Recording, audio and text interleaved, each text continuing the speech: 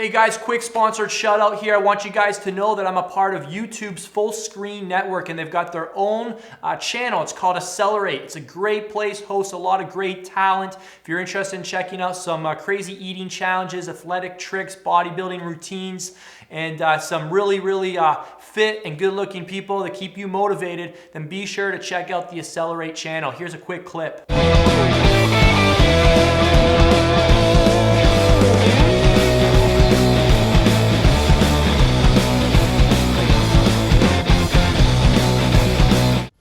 So if you like what I do, then you're definitely gonna like the Accelerate channel. Make sure you subscribe to it. There's a link for you to click below. You might even see me on there every once in a while. All right, now onto the show.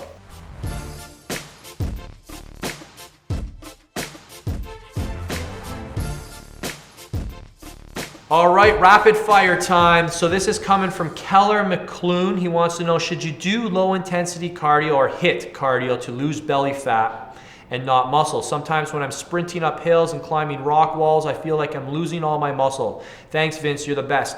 No, what you're losing is glycogen. You're simply burning the carbohydrates out that are stored within the muscle, which makes the muscle look smaller. You're not actually losing dry muscle unless you're doing this for weeks on end and you're eating like a bird.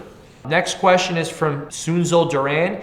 Is it true that I can't build a good body without taking any supplements at all? Because I don't and maybe will never have access to supplements. Thanks in advance. This is false. You can absolutely build a phenomenal body without supplements. You're just gonna have to be more diligent with your diet. You wanna make sure you're getting 10 to 15 servings of fruits and vegetables a day, at least a gram of protein from whole food sources, and a variety of carb sources before and after your workouts. So that would be the short answer, but don't think that that's gonna limit you. You're gonna definitely be able to achieve pretty impressive results, all right?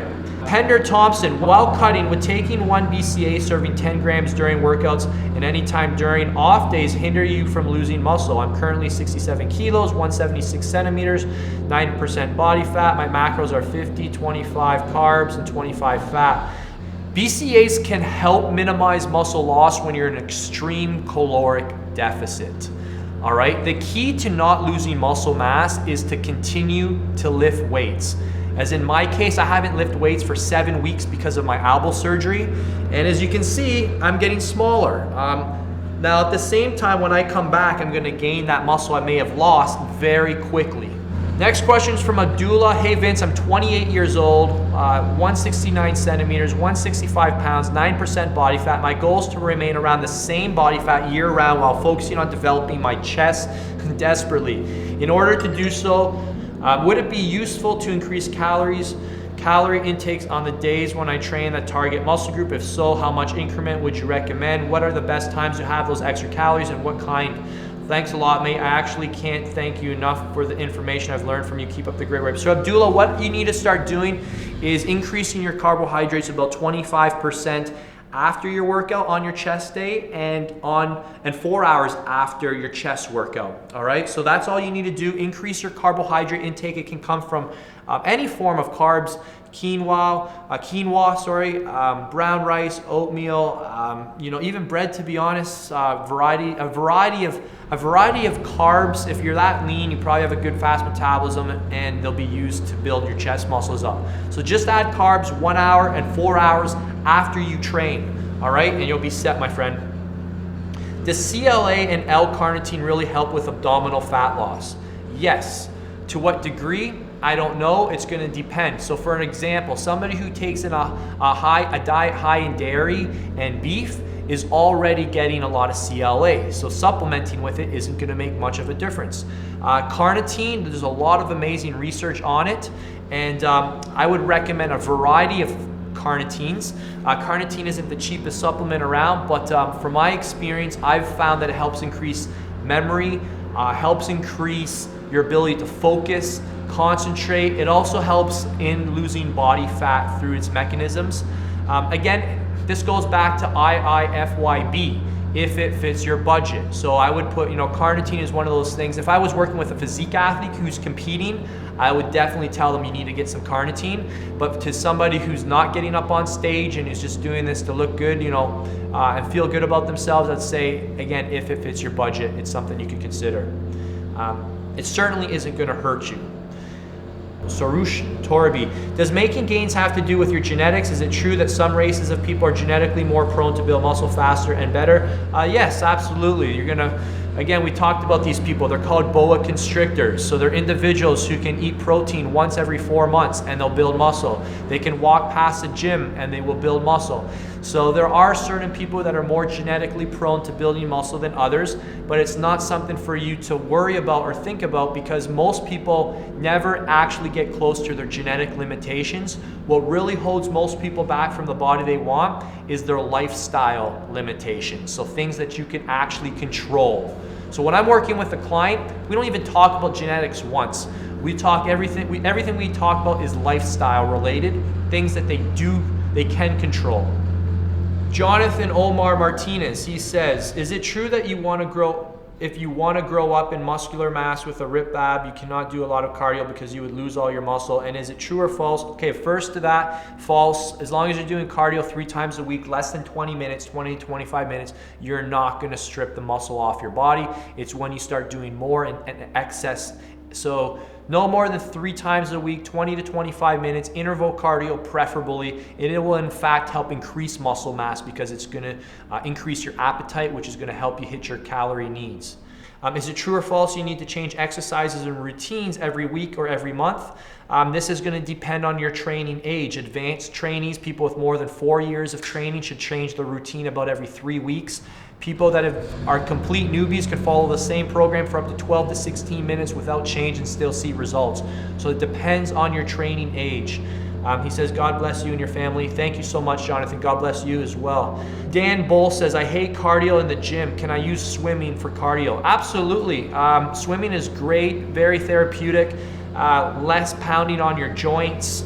Won't burn as many calories, but if swimming is your thing, absolutely. I would switch it up though. I wouldn't do just front crawl. Do some butterfly, do some breaststroke, do some back crawl. So mix up the different, to be honest, do the strokes that you're not as good at, because you're probably really good at front crawl and you'll burn more calories doing movements in the pool that your body isn't as efficient at. So, if I switch over to my back and start doing back crawl, all of a sudden I feel like, oh, holy crap, this is way harder. It's just because I haven't used those muscles in that way. So switch up your strokes if you're going to use the pool as a form of cardio. Do lots of sprinting too. All right, next question comes from Jonathan. He says, you can be a bodybuilder and keep a full-time job simultaneously. True or false? This is true. It's just going to be more challenging. It's going to require more sacrifice from other activities. It's going to require more dedication, better planning. But I mean, one of the best examples was, I forget this guy's last name. It's Steve. It starts with a K, Kuko or Kelko. I forget how to say his last name, but he's a young guy, jacked up. I think he's a pro bodybuilder. Steve, somebody tell me below. You guys know who I'm talking about. Kulco or something. He was, from what I read in a muscular development magazine a while back, he was a firefighter, and I don't know his exact shift, but I know one of my friends is a firefighter. He works 7 days of the month, and they're all 24-hour shifts.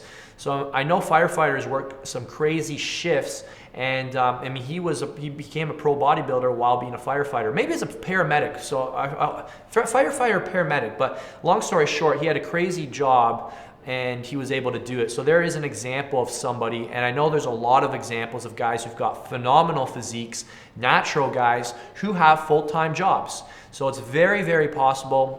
It all requires smart training, smart planning, and just having a positive attitude and believing in yourself, believing that it's possible, because others have done it. So I wouldn't make that a limiting belief.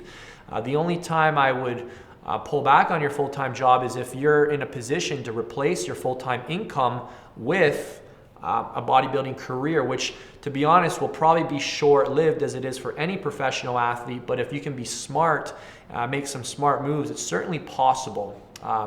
Again, that's a whole separate topic. But there are pro bodybuilders who've used their bodybuilding as a platform to making a great living for themselves.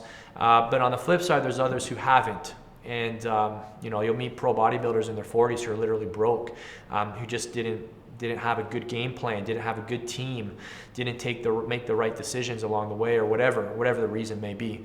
So yeah, I wouldn't let that be a limiting factor. 2 more quick questions and we're done here. Fruit makes you gain weight. False. This is from Nadia. Hey, Nadia Gonzalez. And I've never met a male or female who's got fat eating fruit. Even a lot of fruit. Have you? Now, we could do a whole separate video on fruit and fructose and that, but the short answer here is fruit is not going to make you fat. I don't know anybody who can overeat fruit, so it's something that you don't need to worry about. It just comes down to, is fruit the most optimal source for your goals when we're looking at allocating macros to a meal plan? That's where an interesting discussion could lead. Lastly, Peter Murphy, does high intensity cardio prevent from making gains? No, not if it's done in moderation, 3 times a week, 20 to 25 minutes, and you're doing everything else right.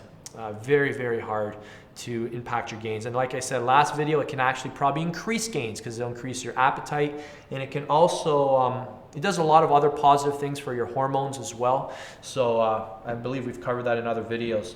Anyways, that's it, guys. I covered every question that got posted on this round here. I want to thank each and every one of you guys.